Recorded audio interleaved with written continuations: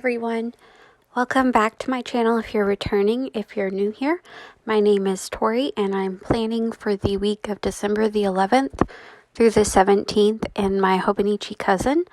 And I don't know what it was about this day, but a real-time plan with me was just not in the cards. I was just not feeling the vibes. So you have my voiceover company here today, and I started this layout with this really cute holly washi. I have no idea where it's from. It was given to me by a former coworker, and I love the red foil on the holly berries, so it's Christmas time, why not use it? So I was just laying that down, and honestly, I was watching Criminal Minds while I was doing this. So, I've been on a Criminal Minds kick since probably October, and I've seen like the first couple of seasons, but I've never sat through the whole show. It always just felt too dark for me, but now I'm just kind of like, I feel like studying is what it's come to. I don't know. I think a lot about the phenomenon of like how women are really interested in true crime and how we are the highest victims in true crime cases. So it's like we're preparing in case it ever happens to us or something. I don't know. And this Tombow, let me check and see what I was using, is, I believe that's... No, that is not the right Tombow. I'm gonna say that's Tombow 177. Maybe my hand will show the number. Yes, it is Tombow 177. Go me. And I'm just making the work banners for my week. I work as a children's and teen librarian, so I work Mondays through Thursdays usually, unless I am on weekend shift, which rotates every 5 weeks. This is a new setup that we started this year because our director decided that it worked well, I guess, because we did work shorter days across a full 5-day week, but we ended up testing out this format. The whole staff went through it, and the feedback was positive for most people. It does take some adjusting to work like 3 10-hour days, but the payoff is definitely there to have that 3-day weekend. And if you're on the weekend shift for the following week, so say for example, if I worked Saturday of the next week, I would have a 4-day weekend because we have Mondays off for that. Either way, you're going to get a 2-day weekend at least, and then sometimes it could be 3 or 4-day weekends. So yeah, I'm not mad about it. And I know a lot of people are like, oh, must be nice. And yeah, it's nice, but also I work at a public library and we're not very well funded. So this is part of the reason why we do get these kinds of work schedules, because we can't stay open more. We literally don't have the money to. So it's kind of like, yeah, it's nice, but also it says a lot about our society and our politics that, you know, the libraries have to be cutting back because they can't afford to stay open. I'm not going to try to get on another library rant today. I'm sorry if you can hear my creaky chair. But, so this week I continue my same habits. I track every week, and it feels like every week I forget what they are. I don't understand why, because they literally never change, but my brain just says, we don't know what that is. And I was also, instead of using the Tombow Food Noscape pen like I usually do, I was actually using the Pentel brush pen, and I feel like I'm cheating on my Tombow, but I liked it. I was actually using it for transferring my December calendar into my 2024 Hobonichi Hone, And I was like, oh, snap. I have been sleeping on this brush pen. So I used it in this week, and I feel like it would be a good beginner brush pen. Just because, like, it's very, like, the brush is very stiff. So you don't need, like, you don't have to have that much control over it, I guess is what I'm trying to say. But yeah, so I just do highlights every week because just finding at least one thing throughout the day that was good is always helpful for me to reframe my train of thought, because I have generalized anxiety disorder as well as depression and other diagnoses that I will probably not be sharing.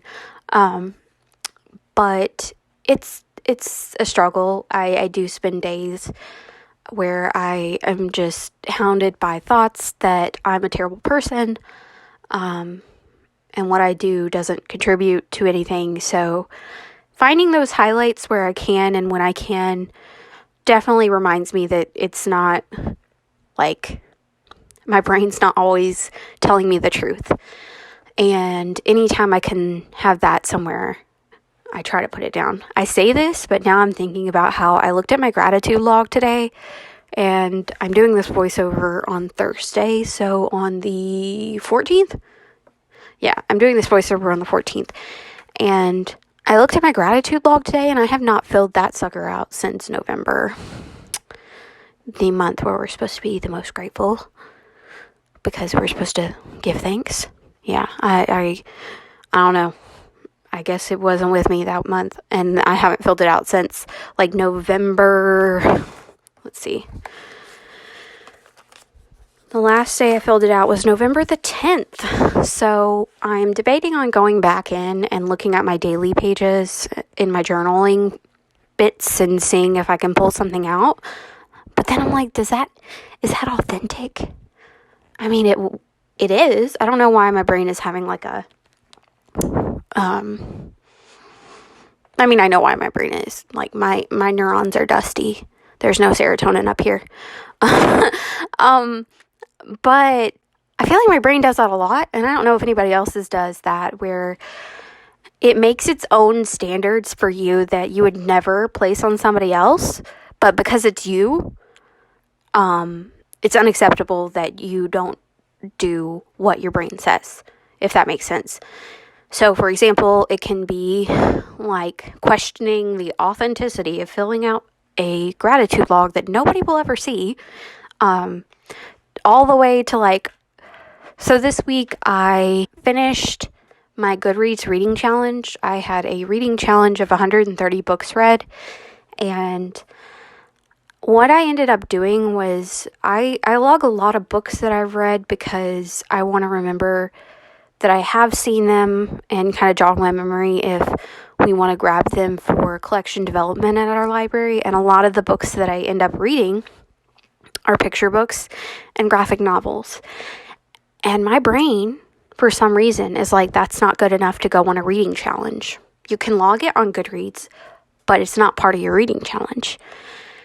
And this week, I decided to go back to all of the books that my brain said weren't allowed to be a part of that reading challenge, and I put it in the reading challenge, and I had read way over my goal. But without the books, I was like 22 books behind. There were 22 books I read this year where my brain was like, that's unacceptable. You can't add that to a reading challenge because it's a picture book. And I gave myself permission to like actually put them in the reading challenge. That sounds so basic, but it was pretty, I don't know, revolutionary. I don't want it to sound super dramatic, but when you have these like blocks in your brain that you cannot surpass until somehow you find the power to give yourself permission to, it's like so freeing. And I don't understand why my brain works like this, but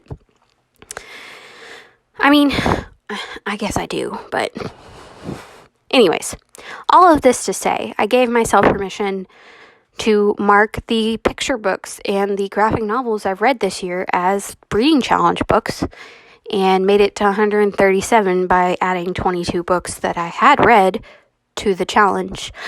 And I made a story post about it on my Instagram for my reading life. I will put it on the screen as a shameless plug. But I made it because, or I made the story talking about this because it was really impactful for me to give myself permission to do that. Even though it sounds like such a silly thing, it really did like change my day when I did that. And as trivial as that may seem to some, I think it's important that we give ourselves permission to do things that we would obviously give other people permission to do. But for us, it's just like, we're not allowed to do that. And it's not out of a sense of entitlement. It's out of, for me at least, a sense of like extreme inner criticism. Nobody has ever told me anything about myself that I have not already thought about myself or thought worse. I am literally my worst critic. So it's just kind of like, to get to that point where you're able to let things go is a big deal when you struggle with mental health issues sometimes. And so I made this story on my Instagram for my books about it, and one of the points I made was that why do I think it's not good enough for a reading challenge, but my job centers around the fact that I'm telling parents, children, like adults without children, teenagers, I'm telling a wide spectrum of people of all ages that these are books that deserve to be read and that they are worth reading. I'm very staunchly all about how graphic novels are actual books because of so many different text features. Graphic novels have a higher variety of vocabulary words because they have less space to put words in. So you're going to get higher vocabulary variations in graphic novels, whereas with a regular novel, you would not. And as well as like you get visual and context clues in a graphic novel that you don't get in a novel. Like I have this whole spiel set up for like any skeptical parent who is like, they want to read another graphic novel, and I'm like, ready to go. I'm ready to go. But at the same time, I'm not putting it on a reading challenge. Like, do you see the logical disconnect there? Like, I'm not willing to say I read that for a Goodreads reading challenge because it's very performative and I'm very aware of that. But I'm adamant about how it is something worthy to be reading for my patrons. It just felt a little like, I don't know. What's the opposite of hypocritical? Because it's something I'm not doing and I'm telling other people to do it. I don't know. Anyways, I'm rambling, but also that's what happens when I do voiceovers. And if this isn't your jam, I apologize, but I just can't always do the live plan with me's to the best of my ability. And I do really like how this turned out. I feel like this spread was really simple for what it was. These stickers that I was putting down, I've had for literally like 5 years. I never used them because they just weren't always the right vibe, or I forgot I had them, but I used them this week, that's for sure. So I'm pretty proud of that because there's some kind of satisfaction about using something that you have had for so long and then you're finally ready to let it go. And you let it go at the right time, and it does everything you expect it to do. I'm feeling really deep about stickers and books tonight. I don't know if you can tell. But so I'm just putting in like all of my library programs here and my circulation shifts because we had extended shifts this week and we'll have them the following week due to the holiday schedule. As librarians, we do not get bonuses because, again, we don't get paid enough for that, but we do, like our director does allow us to have extra time off. So some people get extended lunches and then some people are able to like get a chunk of hours. So for example, I am salaried, so I get 5 hours of time off before Christmas, extra added, that's not personal leave, if that makes sense. So that's kind of why my Thursday is so wonky looking. Like, I worked 1.5 hours and then I was off. But my boss actually let me work from home on our program calendars, so that was really nice. And so I'm just adding in all of the different programs I had planned for this week. And I think Wednesday, I put in that I had a sensory story time, and I did not have a sensory story time. I don't know why I put that down. That is a problem when you have 3 different calendars. Like, sometimes things fall through the cracks, and I wouldn't say that this did, because it was literally a program I had not published to the public to say that we had, but for some reason it was still on my internal calendar as a program we were having. So it's not like anybody showed up and they were disappointed that I wasn't doing it. It was just that I had it down wrong, and I don't know why. My goal is for January to be a lot less chaotic. So that is Monday through Wednesday, and then Thursday, like I said, I worked 1.5 hours this morning, and then I had to take my dog to the vet later on that day, and I'm pausing here because that Criminal Minds episode, man, I guess it was really great.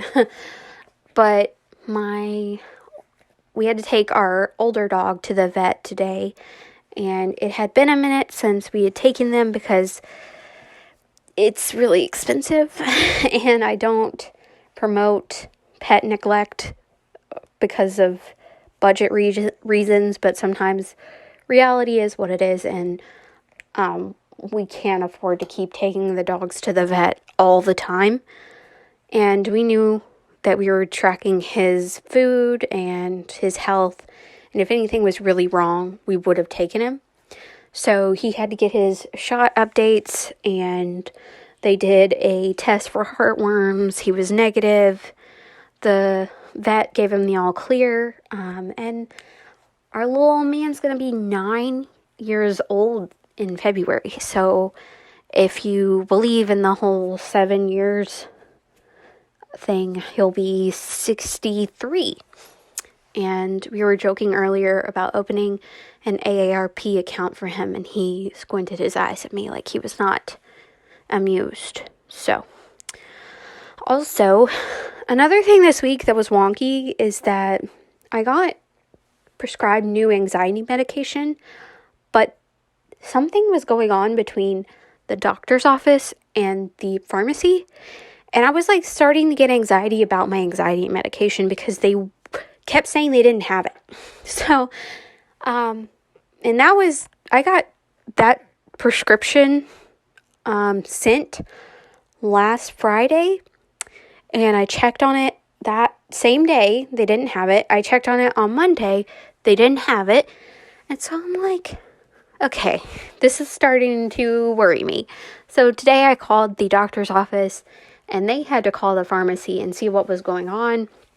Apparently, there was some kind of like switch over that I needed to have done for my account, and they hadn't realized that. So they were showing that like they didn't have anything for me because they hadn't made that switch over, if that makes sense.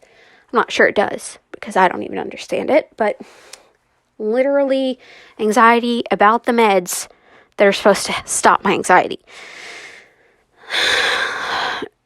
I am tired. So I picked those up after we went to the vet, because I went before to the pharmacy to see if they had them, and they're like, no, we still don't. And so I called the doctor's office, and I was like, dude, what is going on? They didn't say it that way. I was very nice and polite, but low-key, I was like, what is happening? And they spoke to the pharmacy, blah, blah, blah. And I was like, I know that they're going to call me back as soon as I get into the vet for his appointment.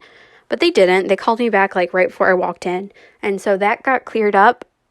But I was just nervous about how long it would take at the vet, because the pharmacy would close at 5:30. And the vet appointment, I actually wrote down wrong. It was at 4:15. And I was like, he's behind on so many things, and all the shots and stuff. I don't know how long this is going to take. So I got really concerned, and but luckily we got out of there in time. I was able to drop by the pharmacy again, and they had everything for me that time, which was good because I was almost out of my depression medication. And so it's been a day. It has been a day. It's been a week, really. Like, this has not been the best week ever, but I'm just so looking forward to the end of the year. And like I say that in every video, but oh my gosh, I'm so excited for this year to be over. Like, I don't know if you had a good 2023, share with me in the comments below. I beg of you, share with me, if you're willing, what was good about this year. Like, maybe that'll help me reflect on what was good about this year for me, because I can find a few things, but overall, like, this year was absolute trash. So, I would love to hear from you all if you had a better year than I have been having, and you want to share your wins of the year. I'd love to cheer you on in the comments and build you up. That would be such an honor. And I mean, one of the good things about this year is that I have found this planner community, and I have been able to grow a little planner family group online here, and it is like one of the best parts of my week to speak with you all. So I really love that you all stick around and watch my videos. I don't know, I'm just getting sentimental, I guess. So down here, I was putting a sticker to write that I needed to follow up with my brother-in-law about an appointment he had on Tuesday, just to check in with him, make sure everything was all right. And I did. He said that he would have to wait to hear. So I'm waiting to hear from him after he waits to hear. I just hope everything works out for him. And then, yeah, I don't have anything. I didn't write anything down on the weekend because I just made an appointment to get my ring cleaned. So I'll have to go to a couple towns over to do that, because the jewelry store that my ring was purchased at is no longer open in our town. So I end up having to drive a fair distance to get to the next chain location. But yeah, so that is my week, y'all. And I hope you are okay with this rambly voiceover. And I hope you all have a wonderful week. And if you've made it this far, I hope you'll consider subscribing to my channel if you haven't already subscribed, and giving this video a thumbs up to help my channel grow. My little hobonichi is plugging along, even though the rings gets the most attention. But thank you so much, and I will see you in the next video. Bye!